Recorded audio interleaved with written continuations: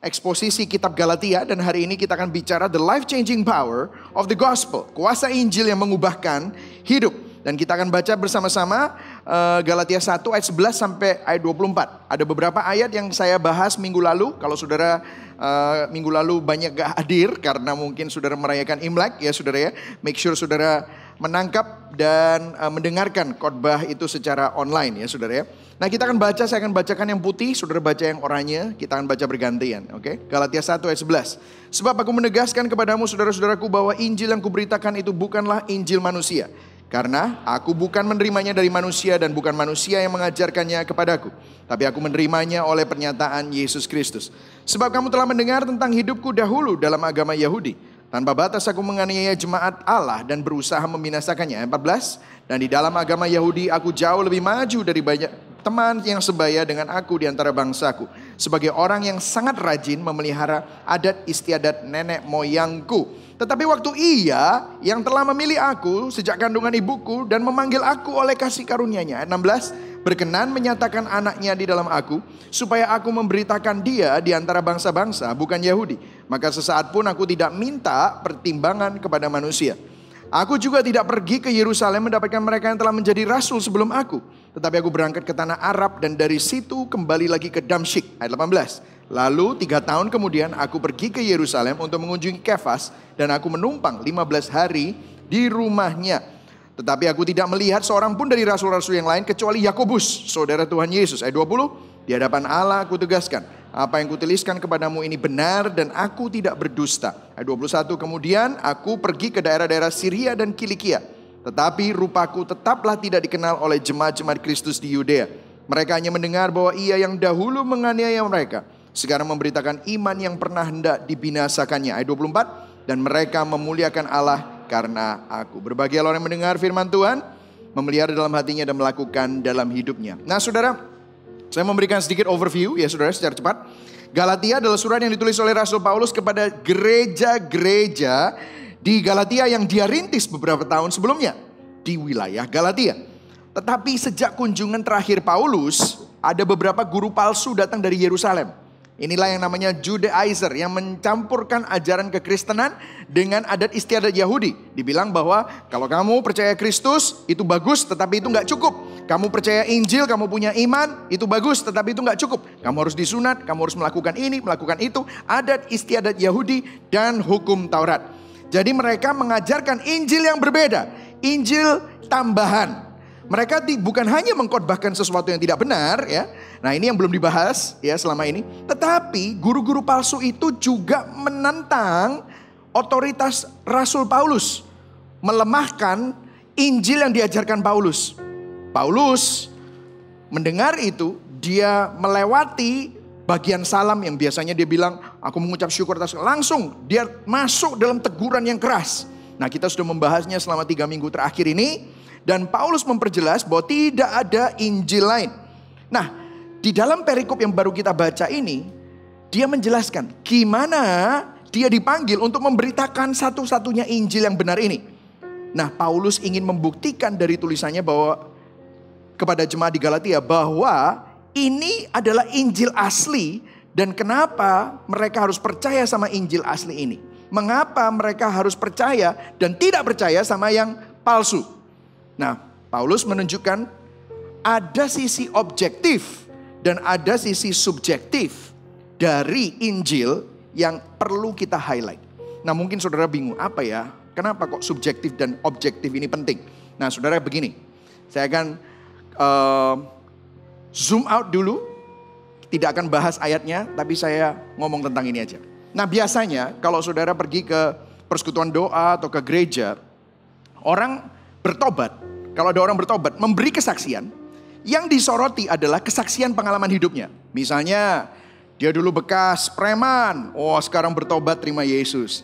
Bekas orang yang hidupnya bejat, selingkuh, night club, dugem, sekarang terima Yesus. Wah, semuanya tepuk tangan. Bekas suhu, bekas dukun, ya kan saudara? Atau mungkin hidupnya dulu secara finansial gak bagus, sekarang diberkati Tuhan. Nah, orang yang bertobat biasanya disoroti kesaksian pengalaman hidupnya. Saya nggak bilang ini jelek.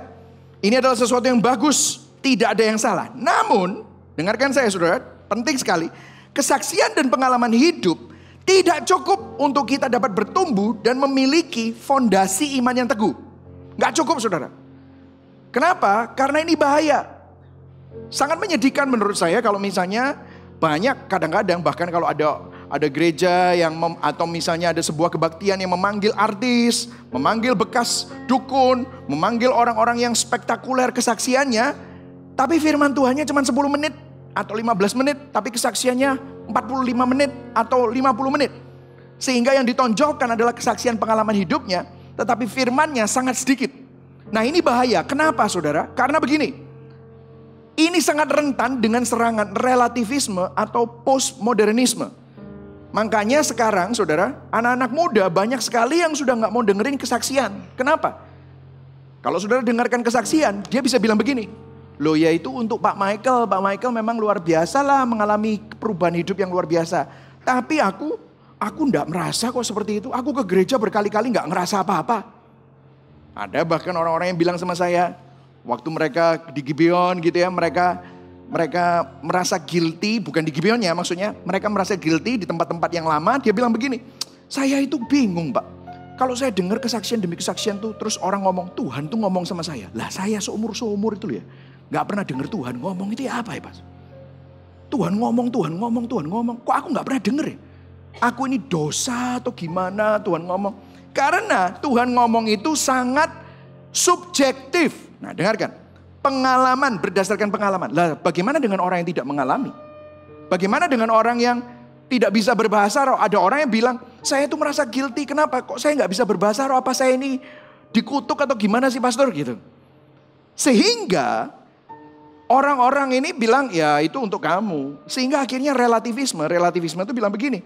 Oh itu kan kebenaranmu. Kalau kebenaranku lain. Kebenaranku itu aku senangnya materialisme. Aku senangnya kapitalisme. Kalau kamu ya teologi Kristen ya terserah kamu. Itu kalau benar ya menurut kamu benar ya baguslah. Menurut aku enggak. Itu relativisme. Kebenaran itu relatif.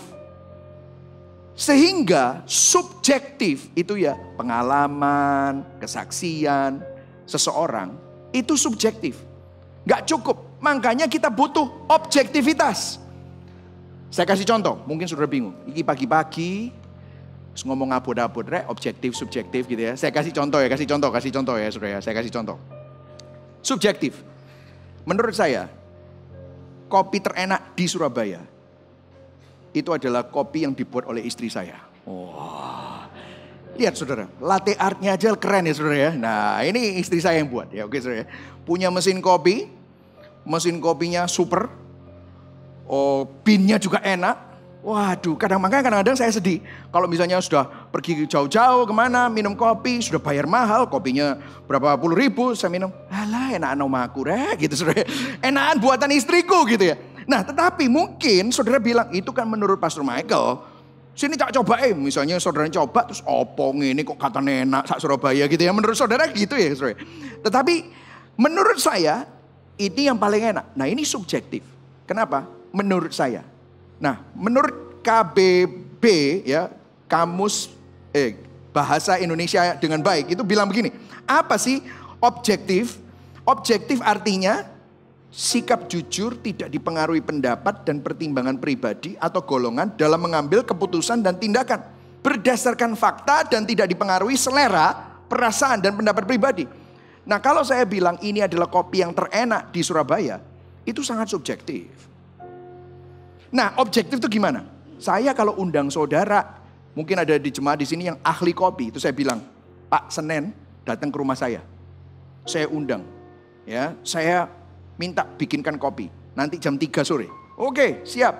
259, istri saya sudah buatkan kopi, saya foto, ceklek gitu. Saya kirim ke teman saya yang jago kopi ini. Saya kirim shred. Ini sudah dibuatkan. Terus saya foto istri saya lagi nyiapin. Sebentar lagi kalau kamu datang, kamu dibuatkan ini sama barista yang terenak di Surabaya. Wah, saya foto, ceklek, saya kirimkan ke dia. Terus dia terima, saya tanya, kamu di mana? Dia tunjukkan kepada saya lokasinya. Saya cuma hanya 4 menit. Sebentar lagi udah nyampe ke rumahnya Pak Michael. Nah ini menunjukkan. Nah sudah lihat, ada foto baristanya. Ada lokasi orang yang akan datang. Nah ini objektif. Ada Buktinya, fotonya ada, ini kopi yang dibuat. Yang buat kopi. Kopi akan dibuatkan buat dia. Dia ada di mana? Tidak lama kemudian, 5 menit kemudian, ting tong, dia datang. Nah ini objektif. Habis itu dia duduk. Dia melihat cara istri saya membuat kopi. Terus dia minum. Wah, enak memang. Wah ini jago kopi ngomong, enak ya. Meskipun mungkin bukan se-Surabaya, cuma lumayan enak gitu. Tapi dia jelaskan, enaknya di mana? Yang enak ini ya, mesinmu ini mesin bagus. Terus dia jelaskan, ini soalnya binnya dari daerah ini. Dilihat sama dia binnya, oh dari daerah ini. Terus ini dark roast. Kalau saya lebih suka light roast, tetapi dark roast. Kalau dark roast ini memang termasuk yang terenak. Nah, ini adalah hal-hal ahlinya, buktinya, barangnya ada, dicoba, ada pakarnya. Maka tiba-tiba yang subjektif menurut saya ternyata dibuktikan secara objektif. Nah, saudara mulai melihat ya. Apa itu? Nah, hari ini saya akan bicara tentang 3 hal. Cepat. Sisi objektivitas yang kita bisa lihat dan amati di dalam Injil yang diberitakan Paulus. Tetapi kemudian objektivitas saja tidak cukup. Ada sisi subjektivitas yang dialami oleh Paulus. Ada kesaksian-kesaksian Paulus. Dan bagaimana Injil memberikan keduanya. Objektivitas dan subjektivitas di dalam hidup saudara. Karena begini, kalau saudara tidak memiliki kedua-duanya. Dalam menghadapi tahun 2023 yang penuh dengan ketidakpastian. Belum tentu mungkin saudara bilang gini, aku loh ngalami masa susah. Gimana aku bisa tetap percaya? Kalau gak ada objektif, saudara akan kehilangan kepercayaan. Tetapi ada orang-orang yang punya objektivitas tapi gak pernah ngalami. Maka imanmu pun juga gak akan bisa mengalami dari realitas objektivitasnya itu. Nah dengarkan saudara, ini penting sekali. Jadi mulai dari ini, kita akan mulai sisi objektivitas yang bisa kita amati. Are you ready? Yang ready katakan amin? Yes? Oke, kita akan belajar sama-sama. Coba kita lihat di sini Galatia 1 ayat 11. Dikatakan begini. Rasul Paulus bilang begini. Sebab aku menegaskan kepadamu saudara-saudaraku bahwa Injil yang kuberitakan itu bukanlah Injil manusia. Karena aku bukan menerimanya dari manusia dan bukan manusia yang mengajarkannya kepadaku, tetapi aku menerimanya oleh pernyataan Yesus Kristus. Bahasa Inggrisnya revelation of Jesus Christ. Pewahyuan dari Yesus Kristus. Nah kenapa kok seakan-akan Paulus menyombongkan diri? Ini bukan menyombongkan diri saudara. Tapi dia mau meng-counter sesuatu. Karena begini. Ada desas-desus Paulus ini memelintirkan Injil yang diberitakan oleh para rasul. Paulus kenapa kok nulis tadi? Menanggapi desas-desus tertentu. Ada gosip yang beredar di Galatia. Wah ternyata gosip itu bukan cuma hanya di Surabaya saudara. Di Galatia juga banyak gitu saudara ternyata. Gosipnya apa? Beberapa pakar Alkitab mengatakan bahwa ada kemungkinan guru-guru palsu yang ngajarin Injil palsu itu. Gosipin Paulus, menuduh Paulus bahwa Paulus ini plagiat. Plagiat itu nyontek. Nyontek potongan-potongan dari Injil yang diajarkan oleh para rasul, murid-murid Yesus. Kemudian tanpa persetujuan mereka dipelintirkan untuk agenda pribadinya Paulus. Nah ini kan kurang ajar kan saudara. Jadi ini dipelintirkan. Nah itulah sebabnya dia menulis ayat-ayat ini. Aku gak dapat dari orang manusia. Seorang manusia, aku dapatnya dari Tuhan. Aku dapatnya dari Yesus sendiri. Bahkan dia bilang gini, tetapi waktu Tuhan yang memilih aku sejak dari kandungan ibuku, memanggil aku oleh kasih karunia-Nya, berkenan menyatakan anaknya di dalam aku, supaya aku memberitakan dia di antara bangsa-bangsa bukan Yahudi. Maka sesaat pun aku tidak minta pertimbangan kepada manusia. Dia bilang, I did not immediately confer with flesh and blood. Teks Yunaninya bicara gini, aku menerima Injil ini bukan dari darah dan daging. Ini dapat dari pewahyuan Roh Kristus. Nah mungkin sudah bilang, loh ini kan gak objektif pastor. Kalau begini kan seakan dia mendapatkan sendiri dari Kristus. Bagaimana ini objektif? Ini kan sama dengan zaman sekarang. Banyak orang bilang gini, oh Tuhan ngomong sama saya. Wah, oh aku dapat penglihatan Yesus. Oh aku turun ke neraka. Oh aku naik ke surga. Oh pokoknya Tuhan dengar. Aku dengar dari Tuhan. Jadi kamu harus percaya. Dengar suara Tuhan. Dapat dari Yesus sendiri. Loh ini gimana objektif? Nah dengerin dulu. Ini baru awalnya suratnya. Terus dia ngomong apa? Dia bilang begini. Juga aku tidak pergi ke Yerusalem mendapatkan mereka yang telah menjadi rasul sebelum aku. Aku nggak nyontek. Tapi aku berangkat ke tanah Arab dan dari situ kembali ke Damsyik. Lalu 3 tahun kemudian aku pergi ke Yerusalem untuk mengunjungi Kefas. Dan aku menumpang 15 hari di rumahnya. Jadi ayat 17, aku tidak pergi ke Yerusalem membuktikan bahwa dia tidak nyontek. Keabsahan Injil yang diberitakan adalah pewahyuan dari Yesus sendiri. Tapi lihat ayat 18 dikatakan berapa lama dia dapat pewahyuan itu.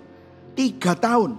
Ada banyak pakar perjanjian baru yang mengatakan ini adalah paralel Paulus dengan ke-12 murid Kristus yang lain. Saudara masih ingat gak? Murid Kristus bersama-sama dengan Yesus berapa tahun? Ayo ini yang sekolah minggu boleh menjawab ya saudara. Berapa tahun? Yesus mulai pelayanan umur berapa? 30. Wah luar biasa, hebat ya. Ini lulus APS atau belum ikut APS ya saudara? Hebat, 30. Nah berapa tahun murid-murid Yesus bersama dengan Yesus? Berapa? 3 tahun. 3,5 tahun, ada yang bilang gitu ya. 3 tahun. Nah saudara lihat, Paulus ada di tanah Arab dan di Damsyik itu selama 3 tahun. Banyak pakar perjanjian baru berkata bahwa Paulus itu dipimpin Roh Kristus selama 3 tahun untuk bergumul, berdoa, mendapatkan pewahyuan dari Roh Kristus di Palestina dan di Damsyik itu selama 3 tahun. Nah Paulus ini seorang Farisi. Jadi dia tahu Tanakh itu adalah Torah, Nefim dan Ketuvim. Torah itu kejadian keluaran, Imamat, Bilangan, Ulangan. Ya, kemudian Nefim dan Ketuvim. Nefim itu kitab para nabi. Yesaya, Amos, ya itu semua. Nabi besar, nabi kecil. Ketuvim itu bicara tentang Mazmur, kitab-kitab hikmat. Pengkhotbah, Amsal, ya. Itu dia jago. Tapi dia melihat, dia belajar. Ternyata selama 3 tahun itu dia bergumul. Mendapatkan pewahyuan dari Roh Kristus selama 3 tahun. Tetapi ada yang menarik di sini. Disinilah poin objektivitasnya. Kemudian dia mengunjungi siapa? Kefas. Dan aku menumpang 15 hari di rumahnya. Oh ternyata begini saudara. Di sini objektivitasnya. Paulus melakukan akuntabilitas. Objektivitas. Apa yang dia lakukan sama Kefas? Kefas itu adalah Petrus. Masih ingat Petrus? Murid Yesus yang menjadi kepala dari para rasul. Dia bilang apa? Dia mencocokkan selama 15 hari apa yang dia terima selama 3 tahun dengan Rasul Petrus. Ada akuntabilitas. Katakan sama-sama akuntabilitas. Nah, jadi begini, Paulus memastikan apa yang dia dapatkan dari pergumulan dan pewahyuan yang dia dapatkan dari Yesus Kristus selama 3 tahun di Damsyik dan di Arabia. Dia memiliki akuntabilitas. Dia bertanggung jawab, dia memastikan, dia cocokkan dengan Rasul Petrus, kepala Rasul. Hasilnya gimana? Dia bilang begini, dia bukan cuma ketemu Petrus, tetapi dia juga ketemu Yakobus. Lihat ayat 19, tetapi aku tidak melihat seorang pun dari rasul-rasul yang lain, kecuali Yakobus, saudara Tuhan Yesus. Adiknya Yesus itu namanya Yakobus, yang menulis kitab Yakobus. Kemudian ayat 20, baca sama-sama ayat 20. 1, 2, 3, di hadapan Allah ku tegaskan, apa yang kutuliskan kepadamu ini, benar, aku tidak berdosa. Oh ternyata setelah dicocokkan ini adalah cocok. Paulus gak nyontek. Paulus dapat sendiri dari Tuhan. Tetapi waktu dia dapat dari Tuhan, dia juga tidak sendirian hanya percaya begitu saja. Dia mencocokkan. Dan bukan hanya itu. Kalau saudara lihat di Galatia 2, tadi belum sempat kita baca. Tapi kalau saudara buka Alkitab saudara di Galatia 2, judul dari Galatia 2 adalah apa?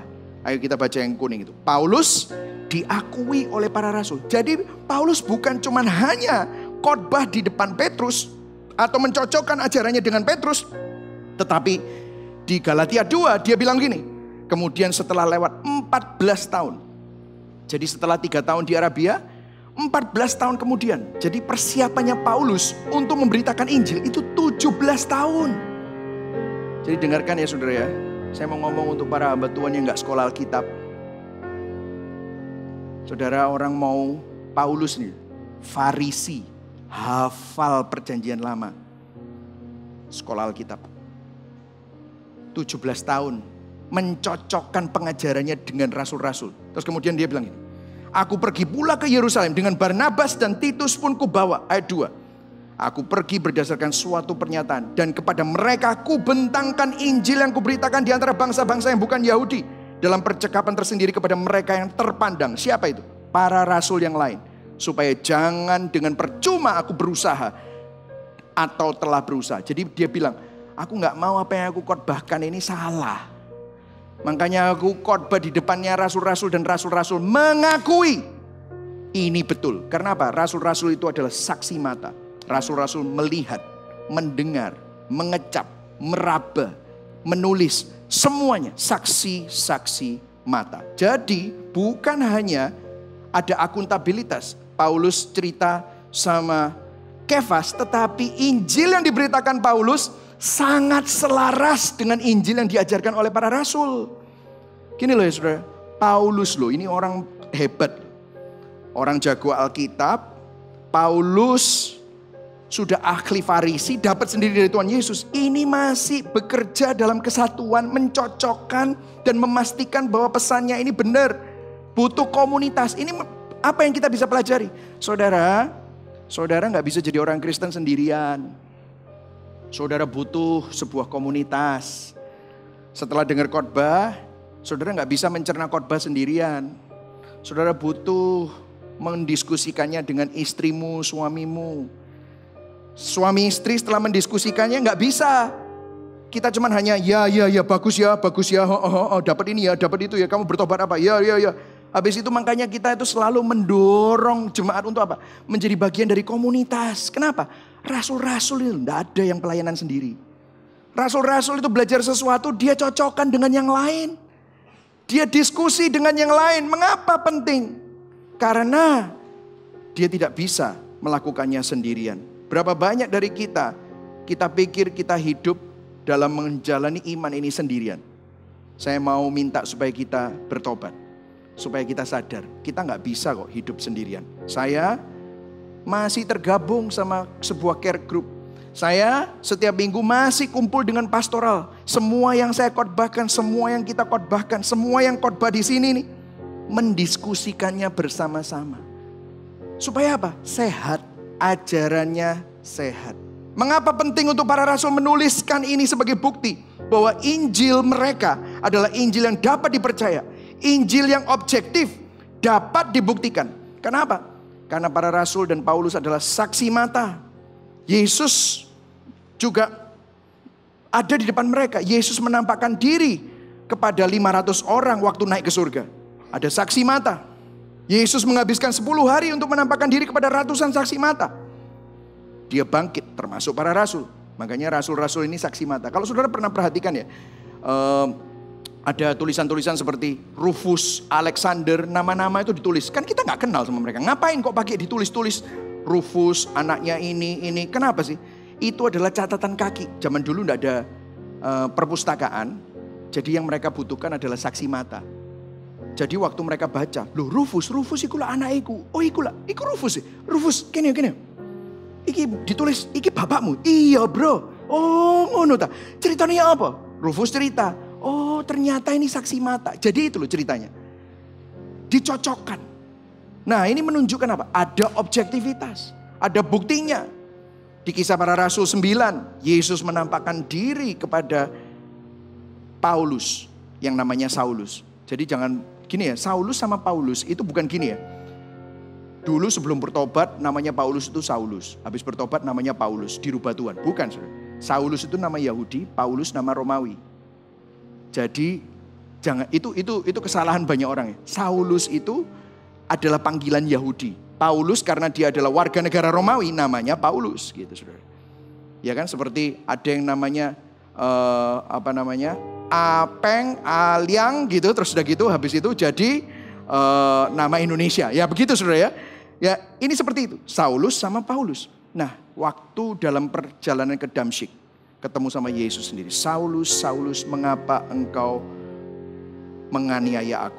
Paulus buta, Ananias mendoakan dan Paulus sembuh. Jadi objektivitas itu penting. Katakan sama-sama objektivitas. Amin saudara.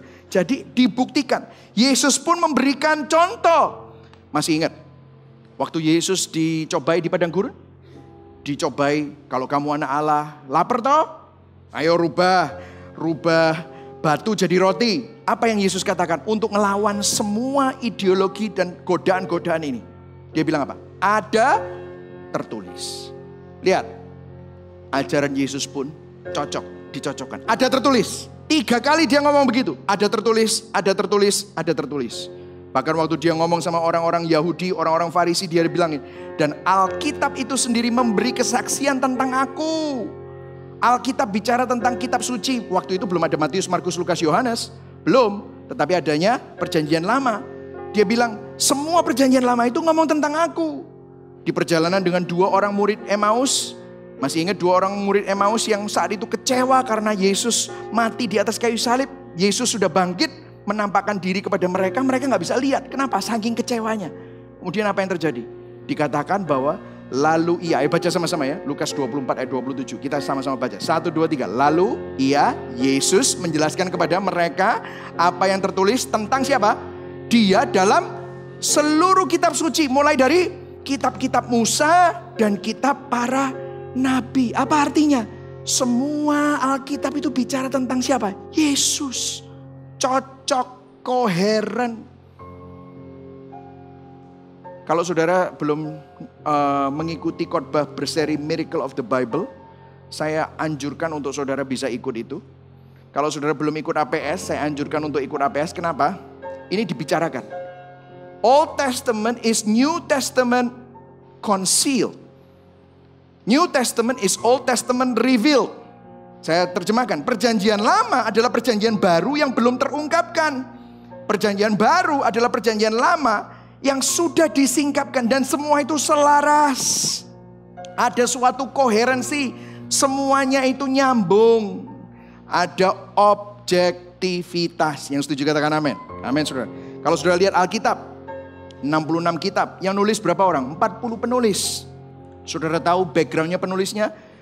Penulisnya backgroundnya nabi, raja, nelayan, jenderal, politisi, hakim, kaum kecendekiawan, dokter, pemungut cukai, tukang pajak, kaya, miskin, campur-campur. Di mana? Di 3 bahasa, 3 benua, 13 negara. Kurun waktu penulisannya berapa? 1500 tahun, 15 abad. Dan ini merupakan suatu mahakarya, satu tema sentral tentang karakter dan sifat Allah, tentang rencana penebusan Kristus bagi umat manusia tanpa kontradiksi. Dan semuanya tentang Yesus Kristus. Wow, ini merupakan sesuatu yang luar biasa. Saudara, banyak orang bilang Alkitab itu Bible, itu singkatannya gini, Basic Instruction Before Leaving Earth. BIBLE. Saya kurang setuju, agak kurang tepat. Kenapa? Implikasinya begitu. Kalau Basic Instruction Before Leaving Earth, artinya apa? Artinya Alkitab itu instruksi bagi kita untuk hidup di dalam dunia. No. Itu kan jadinya namanya manual untuk hidup kita. No. Kalau itu manual untuk hidup kita, maka fokusnya tentang kamu. Tetapi Alkitab bukan tentang kita. Alkitab itu tentang Tuhan yang dituliskan kepada saudara dan saya. Supaya kita ngerti siapa Tuhan itu. Jadi ini luar biasa sekali. Nah ini saudara, kalau misalnya saudara belum ikut di APS, tadi dibilang minggu pertama, keabsahan Alkitab. Kok bisa dipercayai? Nah di sini ada doktrinnya, inspirasinya, keajaiban penulisannya, infalibilitas, ineransi. Artinya apa? Alkitab itu gak ada yang salah. Naskah aslinya tidak terdapat error dan kesalahan. Tidak akan gagal pernyataannya dan setiap pengajarannya tidak akan menyesatkan. Gak bisa disangkal kebenarannya. Kalau saudara pernah dengar Da Vinci Code, katanya ada Injil lain, Injil Barnabas lah, Injil apalah, Injil apa. Saudara kok enggak masuk Alkitab? Alkitab gimana tahu? Kan kamu selalu dicocokkan sama Alkitab. Gimana tahunya kalau Alkitab itu firman Allah? Nah di sini ada saudara. Ini adalah kanonisasi dari Scripture. Saudara tahu Alkitab saudara itu ada aturan yang digunakan untuk mengukur standar kitab suci. Tahu nggak saudara? Bisa nggak jawab kalau ada orang, menurut aku Alkitab bukan kebenaran Allah. Kok kamu bisa percaya? Saudara bisa nggak jawabnya? Makanya saudara perlu tahu. Makanya kita buat APS yang pertama, keabsahan Alkitab. Kita tunjukkan kepada saudara kriteria dari kanon. Kok bisa Alkitab itu jadi Alkitab? Ada 5 kriterianya. Saya nggak usah jelasin, nanti tambah pusing saudara ya. Itu buat teman-teman saja. Kita sudah siapkan fasilitator-fasilitator untuk saudara bisa tanya jawab. Nah ini objektivitas saudara. Kenapa? Alkitab itu ada rumusnya, ada keselarasan, conformity of to orthodoxy, keselarasan dengan doktrin dan esensi dari pesan Injil yang murni dan mula-mula. Apostolicity, seperti tadi Paulus dicocokkan. Injilnya Paulus sama nggak sama Injilnya Petrus? Sama loh. Padahal mereka dapat sendiri, dia dapat sendiri. Ini saksi mata, Paulus dapat sendiri 3 tahun. Sama. Selaras dengan pesan para rasul sebagai saksi mata. Katolicity itu bukan bicara tentang gereja Katolik, tapi diterima secara umum di kalangan jemaat mula-mula. Uniformity itu apa? Konsisten, koheren, selaras dengan tema sentral. Kemudian efficacy. Efficacy itu ada kuasanya. Ada kuasa transformasi yang mengubah penulisnya dan yang mengubah orang yang membaca tulisannya. Ini semua dibahas di dalam APS di sesi pertama. Jangan sampai miss saudara. Mujizat dari inspirasinya, mujizat dari penulisannya, mujizat dari preservasinya, mujizat dari konsisten dan koherensinya, mujizat dan efek dan kuasa yang mengubahkan bagi penulisnya maupun yang membaca tulisannya. Nah ini bawa kepada poin kita nomor 2, yaitu ini. Tadi objektivitas, katakan sama-sama objektivitas. Penting gak? Penting gak? Penting, harus dibuktikan, cocok gak sama Alkitab? Ada orang punya visi tentang neraka, ternyata versi nerakanya bukan versi neraka Alkitab, versi neraka agama lain. Perlu dicocokkan, jangan-jangan dia bukan benar-benar dapat penglihatan, itu hanya halusinasi. Halo? Atau ngarang-ngarang untuk agenda pribadi. Tapi dia dipakai Tuhan. Loh, Tuhan bisa pakai siapa saja. Tapi bukan berarti orang yang bertobat itu nanti akan bisa betah di sana. Nanti mereka akan, kok ada yang aneh. There you go, domba-dombaku mendengar suaraku. Kalau suara Kristusnya suara Kristus asing, domba-domba Kristus gak tahan. Tetapi itu semua harus objektif. Kemudian yang kedua, ternyata bukan objektif saja. Ada sisi subjektivitas, subjektif. Katakan sama-sama subjektif, oke? Coba kita lihat di sini.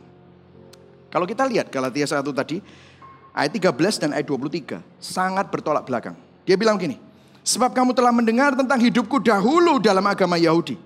Tanpa batas aku menganiaya jemaat Allah dan berusaha membinasakannya. Jadi Rasul Paulus itu musuhnya orang Kristen. Menganiaya dan menangkapi orang-orang Kristen. Tetapi kemudian ayat 23. Ayat 23 itu Paulus berkhotbah tidak pernah di Yudea. Kenapa? Karena dia dulu di Yudea, nangkapi orang Kristen. Orang Yudea itu takut sama Paulus.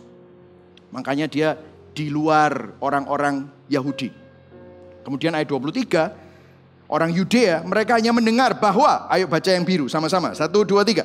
Ia yang dahulu menganiaya mereka, sekarang memberitakan iman yang pernah hendak. Ternyata bukan cuma Paulus itu jago doktrin, tapi Paulus mengalami perubahan hidup yang radikal. Dari musuh Kristus menjadi utusan Kristus. Dari enemy dari lawan jadi kawan. Ini luar biasa sekali, radikal. Dia nangkepin orang Kristen, nutupin gereja, sekarang buka gereja di mana-mana. Nah, ini luar biasa. Karena apa? Paulus mengalami Injil. Bukan hanya itu aja. Dia juga bilang gini, di dalam agama Yahudi aku jauh lebih maju dari banyak teman sebaya dengan aku di antara bangsaku. Orang yang sangat rajin memelihara adat istiadat nenek moyangku. Arogan, keras, sombong, merasa benar, tinggi hati. Nah ini Paulus. Tapi lihat ada perubahan. Tetapi waktu ia yang telah memilih aku sejak kandungan ibuku, memanggil aku oleh kasih karunia-Nya. Dia merasa aku gak layak. Karena aku nangkepin orang-orang Kristen, aku nangkepin dan bunuh Stefanus. Saudara tahu Stefanus ceritanya di Kisah Para Rasul? Yang menyuruh membunuh Stefanus siapa? Paulus. Dia merasa gak layak, kok bisa ya aku ini? Kok kayak gitu jahatnya? Tapi dipanggil oleh Tuhan.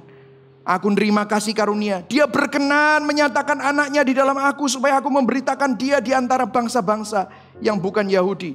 Bukan hanya Paulus mengalami perubahan hidup, tetapi dia mengalami perubahan natur dan karakter. Paulus dulu orangnya keras, arogan. Dia jadi lembut.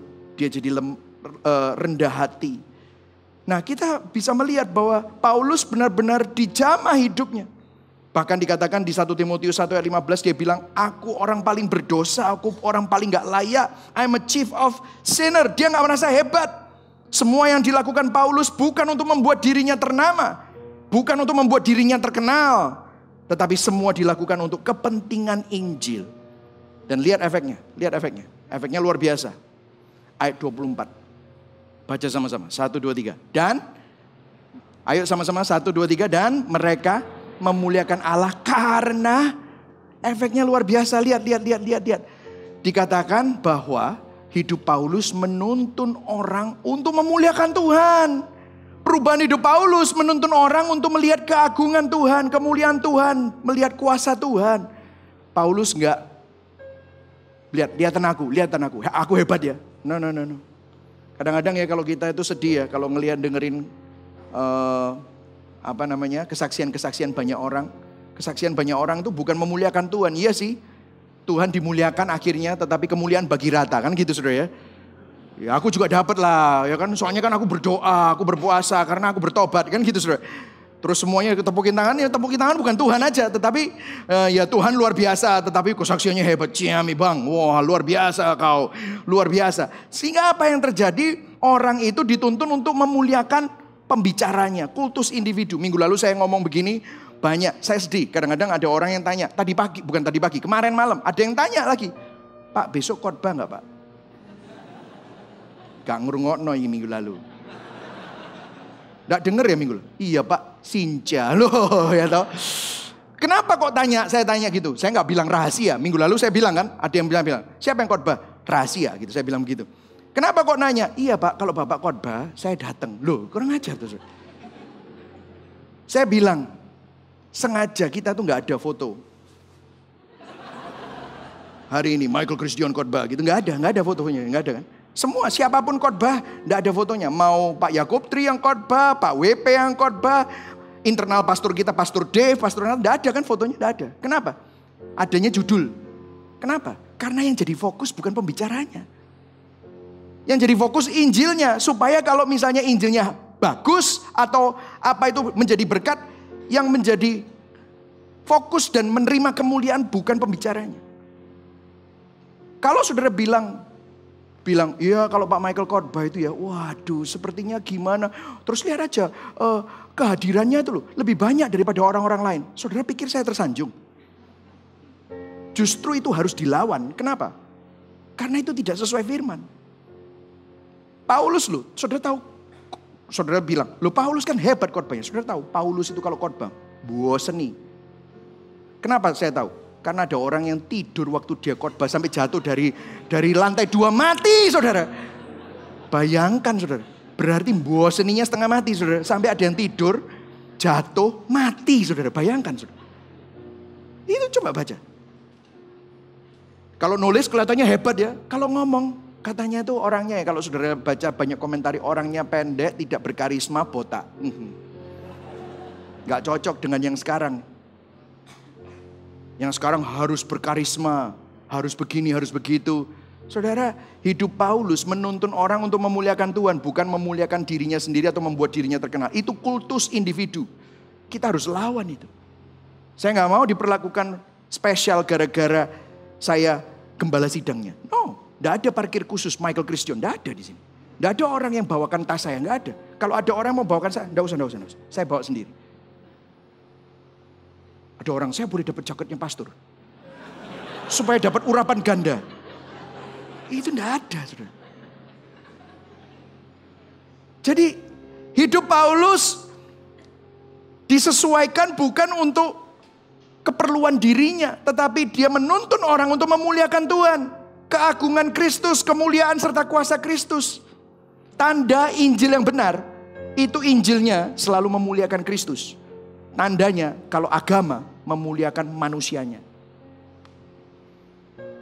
Agama, kalau misalnya tahun ini Tuhan bekerja luar biasa, itu kita akan, iya soalnya aku doa.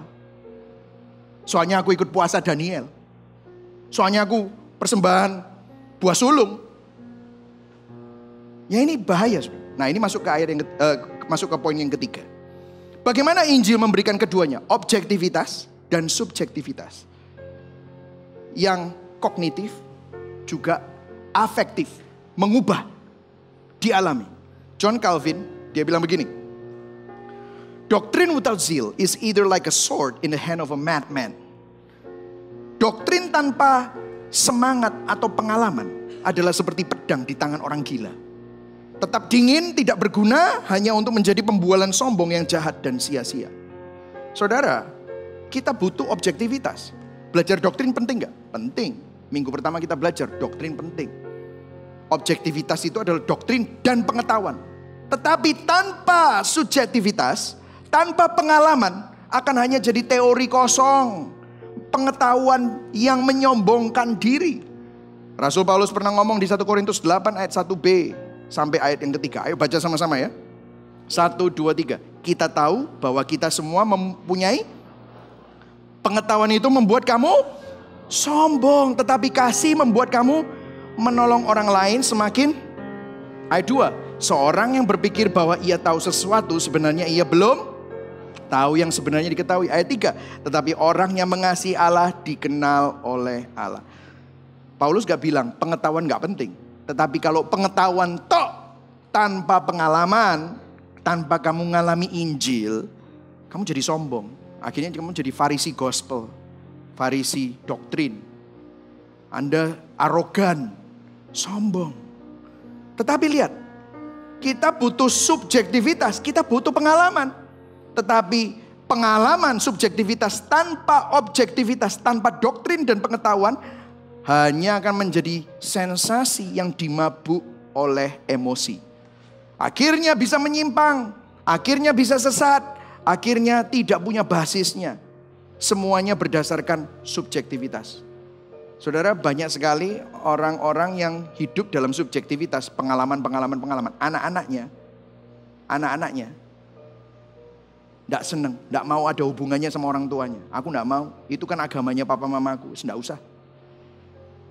Kenapa? Karena tidak ada basisnya. Anak-anaknya sekolah tinggi, sekolah pinter. Anaknya nanya sama papanya, Alkitab tuh firman Tuhan. Iya pokoknya firman Tuhan. Pokoknya semuanya pokoknya. Papa ngalami, mama ngalami. Enggak bisa. Harus ada kebenarannya. Bisa dibuktikan enggak? Penting saudara. Firman Tuhan berkata begini di Kolose 2 ayat 18-19. Rasul Paulus mengatakan, banyak orang yang senang berpura-pura, merendahkan hati dan menyembah para malaikat. Mereka membicarakan tentang hal-hal ini dalam penglihatan mereka. Paulus bilang apa? Jangan dengarkan mereka. Kalau mereka menyalahkan kamu karena kamu tidak melakukan hal-hal tersebut. Ayo yang kuning dibaca. Hal itu, 1, 2, 3. Hal itu sungguh bodoh bagi mereka untuk menyombongkan diri. Karena semuanya bergantung pada pengalaman bukan gak penting. Paulus bilang, aku ngalami. Tapi kalau penglihatan itu cuma hanya berdasarkan pengalaman, gak ada basis Alkitabnya, gak ada basis objektivitasnya. Jangan dengerin. Untuk nyombongin diri, untuk kepentingan pribadi, jangan dengerin. Ayat 19, mereka bagaikan bagian tubuh yang hilang hubungannya dengan kepala. Kristus adalah kepala, seluruh anggota tubuh bergantung kepadanya. Roma 12 ayat 2 gak ada di sini, saya jelaskan. Janganlah kamu menjadi serupa dengan dunia ini, tetapi berubahlah oleh pembaruan budimu. Dengan apa? Firman, objektif, tetapi juga dialami. Sehingga kamu dapat membedakan mana kehendak Allah, apa yang baik, yang berkenan kepada Allah dan yang sempurna. Itulah sebabnya saudara perlu ikut APS, perlu juga ikutan APB. Kenapa? Di dalam APB kami equip saudara, supaya saudara tahu caranya jadi murid kayak gimana. Kami ajarkan caranya doa itu kayak gimana. Kami ajarkan caranya saat teduh itu gimana. Kami ajarkan caranya baca Alkitab itu gimana. Caranya untuk terus berubah, mengalami perubahan pikiran, karakter, kita ajarin. Kenapa? Kenapa ini penting? Karena Injil yang adalah kekuatan Allah itu objektif dan subjektif, gak bisa salah satu. Kalau kamu jadi orang-orang yang jago doktrin, kamu sombong. Karena gak mengalami. Tapi orang-orang yang cuma ngalami. Terus bilang, aku nih ngalami Tuhan. Nangis aku nek ketemu Tuhan. Aku meleleh aku ketemu Tuhan. Puji Tuhan. Tapi kalau kamu tidak pernah tahu doktrin, kamu akan goyah loh.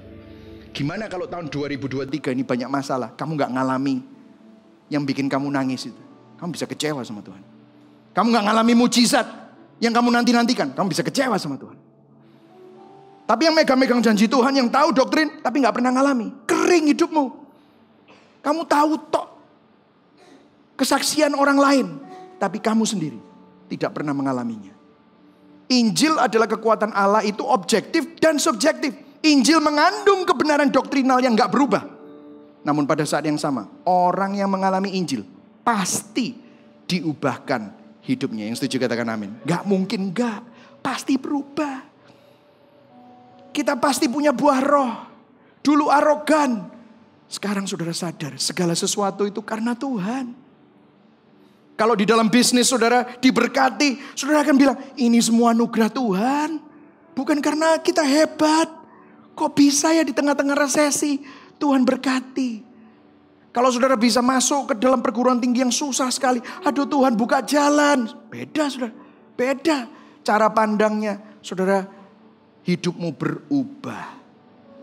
Timothy Keller bilang gini, if you have not experienced the gospel, you don't really know the gospel. Kalau Anda belum mengalami Injil, maka Anda belum benar-benar mengerti Injil. If you say, I know the gospel, but my life has not been changed. Saya tahu Injil, tapi hidupmu belum berubah. You don't know the gospel. Maka Anda sebenarnya belum tahu apa itu Injil. So, if you don't have a changed life, you don't really know the gospel. Kalau Anda belum memiliki kehidupan yang diubahkan, Anda sebenarnya belum mengenal Injil. Saudara tahu apa yang menjadi keindahan semua ini? Kenapa? Kok Anda nggak bisa cuman hanya tahu tok objektif? Kenapa Anda nggak bisa cuman hanya ngalami tok? Dengarkan. Firman Tuhan berkata ini. Pada mulanya adalah firman. Firman itu adalah Allah. Firman itu bersama dengan Allah. Tapi firman itu menjadi apa? Manusia. Bertabernakel, diam di tengah-tengah kita. Tuhan itu bukan cuma hanya ngajarin saudara, ngasih saudara seperangkat ideologi, doktrin. Iya benar, dia memberikan Alkitab, tetapi bukan cuma hanya Alkitab saja. Dia memberikan dirinya sendiri. Kenapa? Kebenaran itu bukan hanya teori yang dipelajari, tetapi pribadi Kristus yang dikenali dan dialami. Jadi bukan cuma hanya teori, bukan hanya doktrin, anugerah saja. Tetapi apa yang diberikannya? Dia memberikan dirinya sendiri. Supaya dia dapat berelasi dengan saudara. Supaya saudara dapat mengalami dia dan mengenal dia. Saya dan istri saya bukan cuma hanya tahu dari jauh. Tahu tentang siapa dia, karakternya. Saya gak cuma hanya tahu show-nya. Saya gak cuma tahu tentang siapa dia dari teori. Tetapi saya mengalami. Saya berelasi, saya kenal. Saya bisa intim dengan dia. Kenapa? Karena kita memiliki sebuah relasi. Saudara, firman Tuhan berkata di Yohanes 14 ayat 6. Baca sama-sama. Kata Yesus kepadanya. 1, 2, 3. Akulah jalan dan kebenaran dan hidup. Tidak ada seorang pun yang datang kepada Bapa. Kalau ini pertanyaan ditanyakan oleh Thomas. Thomas tanya sama Yesus. Yesus, aku gak tahu jalannya. Tunjukkan kami jalannya. Yesus bilang, akulah jalan. Akulah kebenaran. Akulah hidup. Maksudnya apa? Yesus bukan hanya penunjuk jalan. Tetapi Yesuslah sang jalan yang menjembatani antara jurang dosa dan jurang maut. Yesus bukan hanya guru yang mengajarkan kebenaran. Tetapi Yesuslah kebenaran Allah. Satu-satunya ukuran kebenaran Allah yang sempurna. Yesus bukan life coach. Bukan hanya orang yang memandu tentang kehidupan. Tetapi Yesuslah sang kehidupan. Pemilik kehidupan. Sumber kehidupan. Dan saudara tahu apa yang dilakukan Yesus. Apa yang dilakukan sang jalan. Apa yang dilakukan oleh sang kebenaran. Apa yang dilakukan oleh sang kehidupan. Kalau kita lihat apa yang dilakukan. Sang jalan itu mencari dan menghampiri kita yang terhilang dan yang tersesat. Saudara dan saya gak even mikirin Tuhan. Dia yang cari saudara. Kita tersesat. Kita semua terhilang. Tetapi Tuhan adalah gembala yang cari domba-domba yang hilang. Sang kebenaran, Dia yang tidak mengenal dosa, jadi dosa, menjadi dosa, menanggung dosa kita yang bobrok dan berdosa, menjalani hukuman dosa. Itu yang dilakukan oleh sang kebenaran. Dan sang kehidupan yang kekal, yang gak bisa mati, malah rela mati untuk menjalani hukuman dosa saudara dan saya. Upah dosa itu maut. Kita yang mestinya menjalani maut, tetapi Dia yang menjalani maut. Itulah yang dilakukan oleh sang jalan, sang kebenaran, dan sang kehidupan. Supaya saudara gak cuma hanya tahu, supaya saudara juga mengalami Dia. Yang setuju katakan amin. Galatia 1 ayat 15. Paulus bilang gini, Ia telah memilih aku sejak kandungan ibuku dan memanggil aku oleh kasih karunia-Nya. Paulus dipilih Tuhan bukan karena dia baik, bukan karena dia layak. 17 tahun Tuhan mempersiapkan Paulus. Tuhan setia mendampingi Paulus dari musuh Kristus menjadi utusan Kristus. Tuhan menyertai Paulus merintis jemaat demi jemaat, menulis surat demi surat. 2/3 dari perjanjian baru ditulis oleh Paulus. Bukan karena dia hebat, tetapi yang Tuhan yang hebat itu yang memilih Paulus, memampukan Paulus, mendampingi Paulus. Dengarkan saya, Tuhan yang sama yang memilih Paulus juga memilih saudara dan saya, menyelamatkan saudara dan saya, menyertai saudara dan saya. Karena itu saudara, jangan cuma hanya tahu Tuhan yang seperti itu. Alami Dia. Bagi saudara yang sudah mengalami Dia, jangan berhenti hanya cuma mengalami. Kenali Dia. Kenali janji-janjinya. Ketahui siapa Dia. Tuhan yang sama itu menyertai kita semua. Injil bukan hanya untuk memahami Tuhan yang memberi kita hidup kekal, tetapi juga supaya kita mengalami Tuhan yang menghendaki kita menjalani hidup bersama dengan Dia. Hari ini saya berdoa, kalau saudara yang jago doktrin, tapi saudara tahu, kalau saudara jujur, saudara sangat arogan. Saudara merasa bahwa saudara paling benar. Saudara perlu bertobat. Seperti saya juga baru bertobat. Bagi saudara yang merasa, yang penting Yesus aku ngalami. No. Saudara butuh gak cuma subjektivitas. Seperti Paulus, saudara juga butuh objektivitas. Kenali Dia, pelajari, cocokkan segala sesuatu pengalamanmu. Saya dengar begitu banyak pengalaman-pengalaman yang luar biasa. Bahkan ada yang tidak sesuai Alkitab bahkan. Coba cocokkan dengan firman Tuhan. Supaya saudara hidupnya, pada waktu pengalaman itu gak hadir sekalipun, imanmu tetap kuat. Bukan berdasarkan pengalaman, tetapi imanmu berdasarkan apa yang firman katakan. Amin saudara. Mari sama-sama kita bangkit berdiri. Saudara diberkati hari ini. Amin. Sebelum kita nyanyikan lagu Yet Not I But Christ Who Lives in Us. Karena Injil, kita bukan hanya mengetahui, tetapi juga mengalami. Amin saudara. Karena Injil, kita memiliki pengalaman, tetapi juga menguji pengalaman itu dengan kebenaran firman. Karena Injil, hidup kita bukan tentang kita, tetapi tentang Tuhan. Dan karena Injil, kita sadar bukan tentang apa yang harus aku lakukan dan bagaimana kita melakukannya, namun tentang siapa yang bersama dengan kita, yang memberi kepada kita, yang melakukannya untuk kita, dan yang menjalaninya bersama dengan kita.